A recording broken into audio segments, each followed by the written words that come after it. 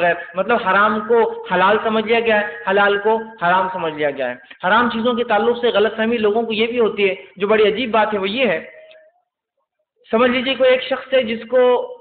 حرام کے بارے میں کچھ بتایا جائے تو وہ اپنے دل میں کبھی کبھار اس بات کو سننے کے بعد بہت برا محسوس کرتا ہے، بہت اپنے آپ میں ملامت کرتا ہے اور یہ سوچتا ہے کاش کہ میں اس اجتماع میں یا اس درس میں آیا ہی نہ ہوتا، تو پھر مجھے سننے میں کچھ آتا ہی نہیں اور انشاءاللہ عزیز قیامت کے روز میں بچ جاتا۔ اب آج میرے دوست نے مجھے لا کر پھنسا دیا،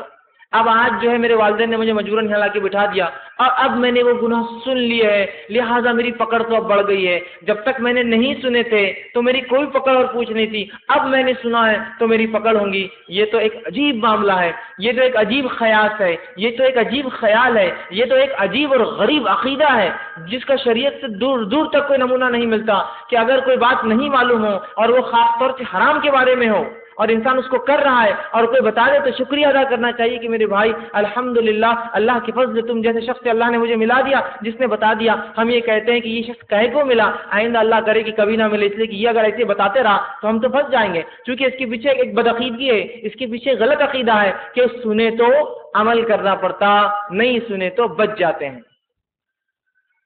اور ایک صاحب نے اس کے تعلق سے ایک مرتبہ اپنے بیٹے کو وعید کی، نصیحت اور تاکید کی اور کہا دیکھو بیٹے قرآن کو جب سمجھنا ہے تو بہت زیادہ تفصیلات میں نہیں سمجھنا، بہت زیادہ اس کی باریکی اور گہرائیوں میں نہیں جانا، اس لیے کہ دیکھو تم قرآن کو گہرائیوں میں جا کر سمجھ رہے ہو، تم سے پوچھوں گی میں نے زندگی میں کبھی قرآن نہیں پڑھا لہٰذا میری پوچھ بھی نہیں ہے، تو اب تم پڑھ رہے ہو لہٰذا تمہاری پوچھ ہے، میں نہیں پڑھتا ہوں لہٰذا میری پوچھ نہیں ہے۔ اگر اس عقیدے کو صحیح مان لیا جائے کہ پڑھے تو عمل کرنا پڑتا، سنے تو عمل کرنا پڑتا، نہیں پڑھے تو عمل کی ضرورت نہیں ہے، نہیں سنے تو عمل کی ضرورت نہیں ہے، تو اگر یہ عقیدہ اگر درست ہے تو پھر سب سے پہلے جنت کا مستحق کون بنے گا مجھے بتائیے؟ جنت میں سب سے پہلے کون جائیں گا؟ مومن تو نہیں جا سکتے، اس لیے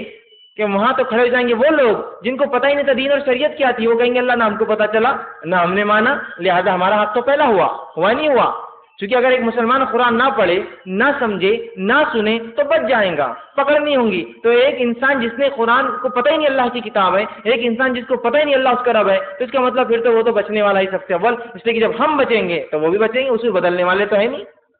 تو یہ غلط فہمی کے ہم شکار ہوتے ہیں کہ پڑھے اور سنے تو عمل کرنا پڑتا، نہیں پڑھے تو ضرورت نہیں۔ ایک مرتبہ ایک شخص جو ہے گانا گا رہا تھا، کسی ایک صاحب نے جو صاحب تقویٰ تھے ان میں اللہ کا ڈر تھا، ایک سوچ تھی، سوچا کہ اس نوجوان کو سمجھاتا ہوں کہ گانا نہیں گانا چاہیے، حرام ہے۔ جو ہی وہ اس کی طرف بڑے اور کہا بھائی صاحب ذرا سنیے، تو اس نے جیسے ہی دیکھا کہ جو ہے ایک داڑھی والا شخص آ رہا ہے، دونوں انگلیاں کان میں ٹھوس کے بھاگنے لگا۔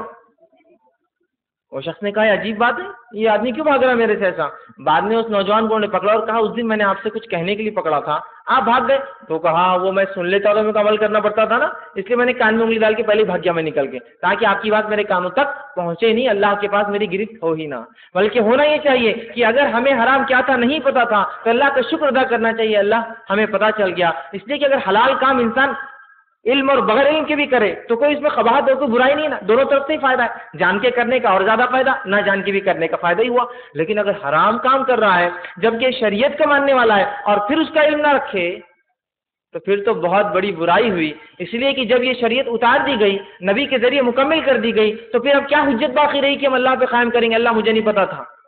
قانون کا علم رکھنا میرا کام ہے، اللہ نے تو قانون بھیج دیا، شریعت بھیج دی، اب میرا کام ہے اس قانون کو جانوں۔ تو بہرحال یہ غلط فہمی ہوتی ہے، اس کو ہم جو ہے اپنے ذہنوں سے نکال دیں۔ اسی طرح جو ہے حرام کرنے